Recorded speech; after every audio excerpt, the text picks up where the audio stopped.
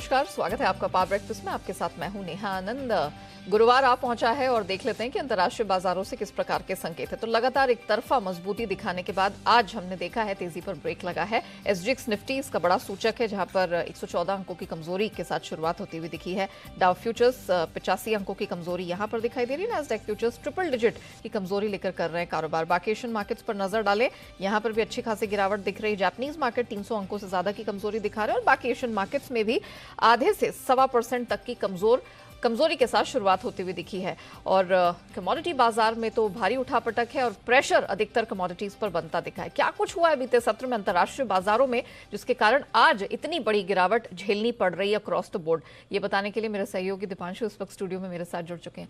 दीप, morning. मान के तो चल ही रहे थे कि एक तरफा तेजी है वो टिकेगी नहीं, बिल्कुल कमोडिटी बाजार भी साथ साथ गिर गए। क्या हुआ है? थोड़े संकेत कल दोपहर को ही आ गए थे जब हमारे बाजार भी ट्रेड कर रहे थे, क्योंकि अमेरिकी फ्यूचर्स बहुत वॉलेटाइल हो गए थे। अमेरिका की बॉन्ड यील्ड ऊपर जा रही थी, कल ये आपने भी हाईलाइट करा था, और वहीं से हम देख रहे हैं कि परेशानी आई है। तो जो ये 2 दिनों की तेजी थी, एक रिबाउंड एक रिलीफ रैली आई, वो कल लड़खड़ाती हुई दिखी है। वैसे अगर आप देखेंगे तो डाउ पर ज्यादा गिरावट नहीं है, 100 अंक ही नीचे है, बट अक्रॉस मार्केट्स देखिए क्या हो रहा है। एक तो ग्लोबल मार्केट्स में वापस आप दबाव देख रहे हैं। आज सुबह एशिया की स्क्रीन और अमेरिकी फ्यूचर्स वही रिफ्लेक्ट कर रहे हैं। दूसरा, एशिया की करेंसीज पर आपको बड़ा असर पड़ रहा है। हमारे रुपये ने कल एक बड़ी गिरावट दिखाई, almost one of the biggest intraday falls in absolute terms आपने देखी है। चाइना का ऑफशोर युआन रिकॉर्ड निचले स्तर पर है। येन अब 150 का लेवल छूने की तैयारी में है, 32 साल के नए निचले स्तर पर है। तो अक्रॉस करेंसी मार्केट एक बड़ा भूचाल आप आते हुए देख रहे हैं। बस 150 टच करने की तैयारी में आपको येन इस समय दिख रहा है। तो परेशानी बन रही है जहां तक करेंसीज का सवाल है, और परेशानी बन रही है अमेरिका के बॉन्ड यील्ड बढ़ने में। कल हमने देखा कि डाउ पर वैसे अगर आप कहेंगे तो 450 अंकों की रेंज में कारोबार हुआ, बट काफी ज्यादा वॉलेटिलिटी आपने डाउ में देखी, और एंड ऑफ ट्रेड करीब करीब 100 अंक नीचे डाउ बंद हुआ। हमारे बाजार जब खुले थे तो ऑलमोस्ट 50 अंक ऊपर था, तो वहां से देखें तो 100 अंक नीचे बंद हुआ है। बट ज्यादा गिरावट आपने ब्रॉडर मार्केट में देखी। एक तो आईटी स्टॉक्स फिर से गिर रहे थे, नैस्डैक ऑलमोस्ट 1% लुढ़का है। रसल 2000 देखिए 0.25% गिरा है रसल 2000। तो जो स्मॉल कैप है, ब्रॉडर मार्केट्स हैं, छोटे मझोले शेयर्स हैं, वहां पर ज्यादा गिरावट आपने आती हुई देखी, और असर बॉन्ड यील्ड के बढ़ने से ही आ रहा है। जो इनकी 10 साल की बॉन्ड यील्ड है वो 4.1% के पार है, 4.15 पर आपको इस समय दिख रही है। और ये 2008 के बाद, यानी कि 2008 की जो फाइनेंशियल क्राइसिस थी उसके बाद पहली बार आप इन स्तरों पर बॉन्ड यील्ड देख रहे हैं। तो परेशानी वहां से बढ़ रही है कि वापस इन्फ्लेशन एक चिंता बना हुआ है। इन्फ्लेशन के साथ साथ आने वाले रिसेशन की भी चिंता है। गोल्डमैन सैक्स ने वार्निंग दी है, इलॉन मस्क ने टेस्ला की अर्निंग्स कॉल में रिसेशन की वार्निंग दी है, और हाउसिंग डेटा भी इनका कल सुस्ती आया है। सितंबर का जो हाउसिंग डेटा आया है वो अनुमान से कमजोर रहा, और साथ ही जो होम लोन्स हैं यूएस में वो 25 साल के निचले स्तर पर, यानी कि हाउसिंग डिमांड और होम लोन की जो डिमांड है वो 25 साल के निचले स्तर पर आपको आती हुई दिखी है। तो वहां से भी एक डर बाजार को लगा है। ज्यादातर नतीजे अब तक तो ठीक ठाक ही रहे हैं। टेस्ला के नेटफ्लिक्स में हमने देखा 13% का उछाल है, जो ऑलरेडी एक इंडिकेशन मिल ही चुका था परसों। उसके बाद टेस्ला के कल नतीजे है। स्टॉक मार्केट ट्रेडिंग में तो पॉजिटिव था, बट पोस्ट मार्केट में करीब 6.5% लुढ़का है। आईबीएम के नतीजे अनुमान से बेहतर आए, कंपनी ने गाइडेंस बढ़ाई है। तो थोड़ा मिला जुला फ्रंट मिल रहा है नतीजों पर। ज्यादातर नतीजे ठीक ठाक ही रहे हैं अभी, बट देखना पड़ेगा आगे जाकर कैसा रिएक्शन यहां पर आपको आते हुए दिख सकता है। यूरोप की बात करें तो हल्की गिरावट थी यूरोप के बाजार में, उतना ज्यादा एक्शन आपने नहीं देखा। पर हाँ, डॉलर इंडेक्स में भी अब वापस आप मजबूती देख रहे हैं। कल भी जब हमारे बाजार बंद हो रहे थे तो थोड़ा थोड़ा डॉलर इंडेक्स ऊपर जा रहा था, 112 के पार लेवल्स होल्ड कर रहा है, 113 पर अब आपको आते हुए दिख रहा है। और साथ ही आप देख रहे हैं कि बाकी करेंसीज पर भी दबाव बन रहा है। तो इसकी वजह से कमोडिटीज पर भी कल प्रेशर बना है। सोना ओवरनाइट $20 आपको लुढ़कते हुए दिखा है, 3 हफ्ते के निचले स्तर पर सोना आ गया है। चांदी पर आप दबाव बनते हुए देख रहे हैं।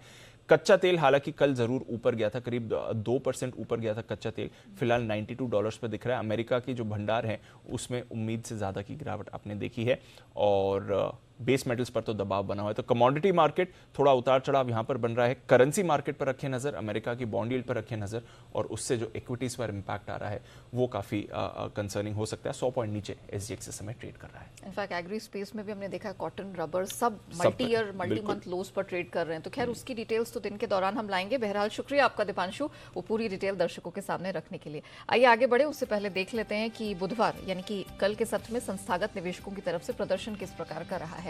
तो लगातार हम देख रहे हैं कि इस हफ्ते कैश स्पेस में एफआईआईज की बिकवाली रही है।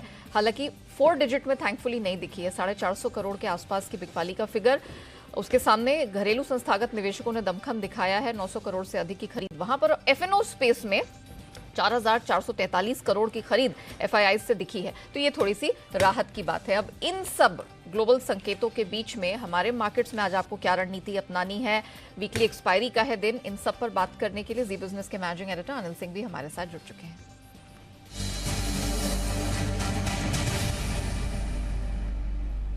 Sir good morning. सर कल के सत्र में ही हमने देखा था एकाएक मार्केट में, चाहे वो करेंसी हो, बॉन्ड हो, कमोडिटीज हो, सब में बहुत उठापटक हो गई थी।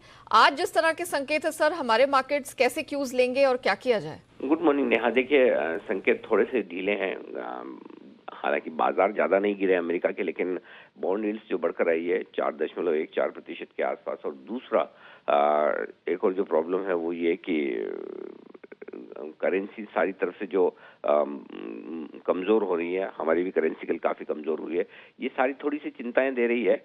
फ्लोज ठीक है, ऐसे एफआईएस की तरफ से कोई बिकवाली अभी तक होती नहीं दिख रही बड़ी, और थोड़ी बहुत शॉर्ट कवरिंग भी हो रही है। सो आई थिंक 2 दिनों की 4 दिनों की रादर एक्चुअली 4 दिन से लगातार हम ऊपर बंद हो रहे हैं। 4 दिनों की एक अच्छी तेजी के बाद हल्का फुल्का करेक्शन आना लाजमी है, और इस करेक्शन में 17,275 17,350 की सपोर्ट रेंज तक बाजार पहुंचने की कोशिश करेगा, और फिर वहां पर रिव्यू करेंगे। ऊपरी स्तरों पर 17,600-650 आपके लिए रुकावट की जगह रहेगी अगर रिकवरी होकर बाजार ऊपर आते हैं तो। बैंक निफ्टी का जहां तक सवाल है, इमीडिएटली एक छोटा सपोर्ट है 39,950 से लेकर 40,150 की रेंज में। यहाँ पर हम जाकर एक बार रिव्यू करेंगे। अगर यहाँ से नीचे जाते हैं तो फिर सीधा 300 पॉइंट नीचे के आसपास ही सपोर्ट आता है, तो वहां पर नजर रखनी होगी। ऊपरी स्तरों पर 40,625 40,775 की रेंज रहेगी बैंक निफ्टी पर, हायर साइड पर। बाकी आज नतीजों के लिहाज से बड़ा दिन है निफ्टी की, और साथ ही साथ निफ्टी की 5 कंपनियां हैं, वायदा कारोबार की 11 कंपनियां हैं। तो रिजल्ट्स के लिहाज से मुझे लगता है स्टॉक स्पेसिफिक एक्शन पर ज्यादा फोकस आज करना चाहिए। जी okay sir, point taken, thank you so much. Stock specific action पर रखिए फोकस, और मार्केट के मूड को कंटिन्यूसली वॉच करते रहना, जिसके लिए आपको जी बिजनेस देखना है। लेवल्स में बता देती हूँ जो सर ने यहाँ मेंशन किए हैं, 17,275 से 350, ये आपके लिए आज सपोर्ट रेंज का काम करेगा। अपर बैंड 17,650 के आसपास स्ट्रेच होती हुई दिखाई दे रही है, वहाँ ये रेजिस्टेंस भी फेस करेगा। बैंक निफ्टी 39,950 से 40,150 ये एक सपोर्ट रेंज का काम करेगी, और 40,625 से 775 ये इसके लिए आज अपर बैंड साबित होगी। आइए अब जान लेते हैं कि खबरों के दम पर किन स्टॉक्स में, सेक्टर्स में रहेगा एक्शन, एंड ऑफ कोर्स नतीजों का सीजन है तो उसकी भी एनालिसिस रखेंगे। अरमान आपके सामने। अरमान गुड मॉर्निंग। बहुत सारे नंबर्स आए हैं कल, तो फटाफट बताइए कैसे रहे? जी, सबसे पहले इंडसइंड बैंक के नतीजे बढ़िया हैं, एक्स्ट्राऑर्डिनरी नहीं है, बढ़िया हैं। एनआईआई लगभग 17.6% बढ़कर आई है। जीएनपी अगर आप देखेंगे तो वहाँ पर क्वार्टर ऑन क्वार्टर आपको कटौती दिखी है, 2.35% से घटकर 2.1% पर आए हैं। और प्रोविजंस भी देखेंगे वहाँ पर 33% की आपको कटौती दिखी है। उसके बाद एयू स्मॉल फाइनेंस वहाँ पर अगर देखेंगे अनुमान से थोड़े बेहतर नतीजे हैं। एनआईआई लगभग 44% बढ़ी है। जीएनपीए भी थोड़े घट के आए हैं, 1.96% से घटकर 1.9% पर। और निम्स में है, निम्स में भी आपको क्यू बढ़ोतरी दिखेगी, 5.9% से बढ़कर 6.2%। हेवल्स इंडिया यहाँ पर अगर आप देखेंगे, जो अगर नतीजे ऑपरेशनली अगर आप देखेंगे थोड़े कमजोर हैं, हालांकि आय 14% बढ़ी है, पर मार्जिन्स में कटौती है, 13.7% से घटकर 7.8% पर आते हुए दिखे हैं। उसी के साथ साथ मैक्स फाइनेंशियल अगर आप वहां पर देखेंगे नतीजे बढ़िया हैं, हालांकि जो मुनाफा है वो हमारे अनुमान से कम आया है। ग्रॉस प्रीमियम इनकम में लगभग 41% की बढ़ोतरी है। एनुअल प्रीमियम इक्विवेलेंट एपीई जो देखते हैं यहाँ पर, वहां पर भी आपको 18% का उछाल है। और हालांकि जो देखेंगे प्रॉफिट जो है मुनाफे में लगभग आपको 10% की कटौती दिखेगी। नवीन फ्लोरिन की बात करें, पूरी तरीके से अगर आप देखेंगे तो नतीजे कमजोर आते हुए दिखे हैं। आय तो हालांकि 5% बनी है, जो भी हमारे अनुमान से काफी कम है। मार्जिन्स 25% से घटकर 22% पर आए हैं, अनुमान 27% का था। और मुनाफे में भी आपको 8% की कटौती दिखी है। ओएफएसएस जहां पर आप देखेंगे नतीजे कमजोर आए हैं, आय लगभग 2% घट कर आई है। मार्जिन्स में भी कटौती है, लगभग 51% से घटकर 40% पर आए हैं। परसिस्टेंट सिस्टम अनुमान से बेहतर नतीजे, आय लगभग 9.1% बढ़ी है। डॉलर आय भी लगभग 6% बढ़ी है। वही मार्जिन्स भी थोड़े बढ़कर आए हैं, 14.3% से बढ़कर 14.6% पर आए हैं। उसी के साथ साथ कैश में भी कुछ स्टॉक्स में नतीजे हैं जिनके मेट्रो ब्रांड्स अगर आप देखेंगे अंत में, तो मेट्रो ब्रांड्स के नतीजे बढ़िया आते हुए दिखे हैं। आय लगभग 7% बढ़ी है और मार्जिन्स में भी सुधार देखा गया है। 29.8% से बढ़कर लगभग 31% पर आए हैं और मुनाफे में भी लगभग 41% का उछाल देखा गया है। और कंपनी ने यह भी बताया कि बोर्ड एक क्रेवेटेक्स ब्रांड्स करके कंपनी है जिनकी 100% हिस्सेदारी कंपनी खरीदने वाली है, जिसकी एंटरप्राइज वैल्यू 202 करोड़ है। ओके, चलिए ये तो रही वो एनालिसिस उन कंपनियों की जिन्होंने कल अपने तिमाही नतीजे जारी किए थे। अरमान, आज के कौन से महत्वपूर्ण ट्रिगर्स रहेंगे और आज कौन सी कंपनियां नंबर्स जारी करेंगी? जी, कई सारे नतीजे हैं जिसमें निफ्टी में 5 कंपनियों के नतीजे आते हुए दिखेंगे, जिसमें Asian paints, axis bank, Bajaj finance, ITC, Tata consumer products जैसे स्टॉक है जिनके नतीजे आएंगे। एफ&ओ में भी 11 कंपनियों के नतीजे आते हुए दिखेंगे, जिसमें Canara bank, IEX, united breweries, IndiaMART, Intermesh आदि जैसे स्टॉक है जिनके नतीजे आएंगे। सुजलोन एनर्जी पर ध्यान रखिएगा क्योंकि राइट इशू है वो क्लोज होता हुआ दिखेगा। उसी के साथ साथ पीटीसी इंडस्ट्रीज जिसमें प्रेफरेंशियल इशू के जरिए फंड जुटाने पर बोर्ड की बैठक है। और आज महंगाई पर उच्च स्तरीय बैठक भी होने वाली है 5:30 बजे शाम को। आईपीओ जिसमें ट्रैक्शन टेक्नोलॉजी आईपीओ की आज लिस्टिंग होगी।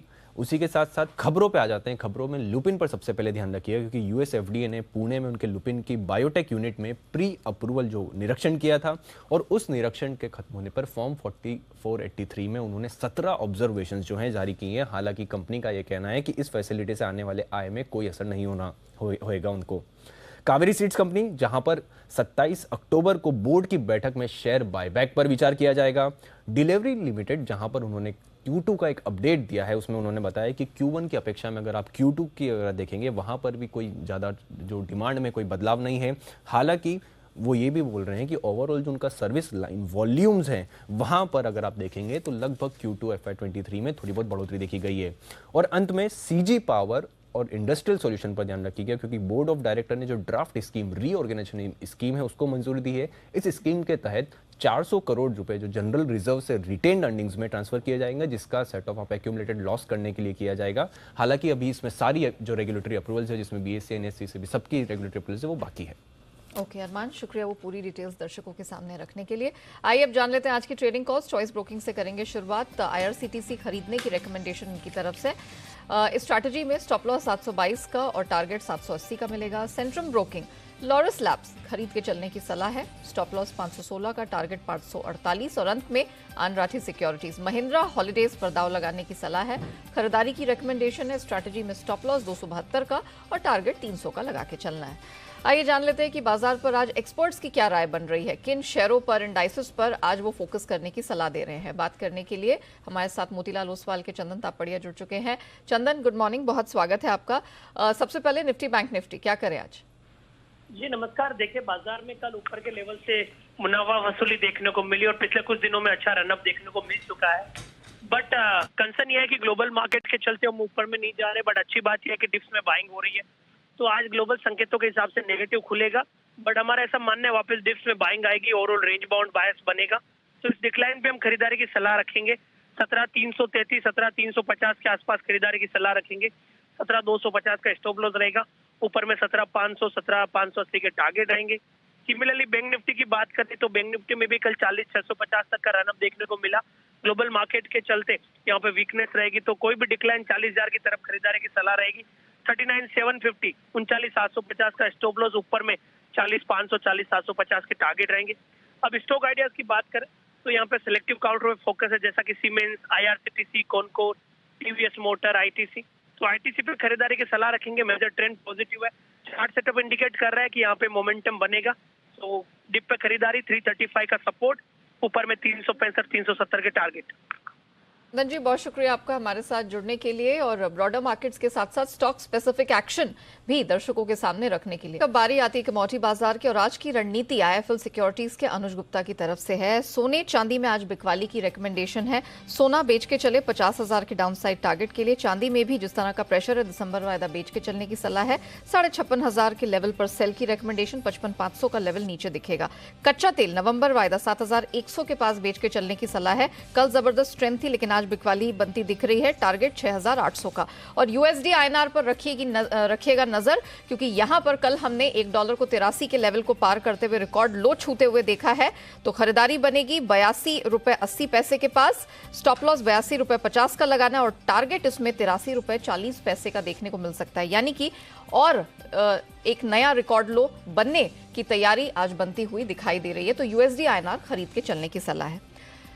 चलिए अब बात करते हैं एफआईआर यानी एफआईआई इन्वेस्टमेंट रिपोर्ट की और जान लेते हैं कि आज फॉरेन ब्रोकरेजेस की तरफ से किन शेयरों पर ब्रोकरेज रिकमेंडेशंस निकल कर आई हैं। तो इंडसइंड बैंक, इस पर कई ब्रोकरेजेस की सलाह निकल कर आई है। सबसे पहले सीएलएसए डाउनग्रेड कर दिया है इन्होंने, रिकमेंडेशन आउटपरफॉर्म से बाय से आउटपरफॉर्म से इन्होंने रिकमेंडेशन डाउनग्रेड की है, टारगेट 1400 का है। जेफरीज की रिकमेंडेशन हालांकि बाय पोजीशन मेंटेन करने की है, टारगेट इन्होंने बढ़ाकर 1530 कर दिया। जेपी मॉर्गन ओवरवेट स्टैंस बरकरार है, टारगेट बढ़ाकर 1400 कर दिया है। और क्रेडिट स्विस ये आउटपरफॉर्म की रेटिंग बरकरार रखे हुए हैं, टारगेट इन्होंने बढ़ाया है, 1400 कर दिया। मॉर्गन स्टैनली ओवरवेट का स्टैंस बरकरार है, 1400 से टारगेट अब बढ़ाकर 1475 कर दिया है। और एचएसबीसी इनकी तरफ से बाय की पोजीशन बरकरार है, टारगेट 1510। मैक्वारी आउटपरफॉर्म का स्टैंस बरकरार 1400 के टारगेट के लिए। और सिटी की तरफ से बाय की पोजीशन बरकरार है 1270 के टारगेट के लिए।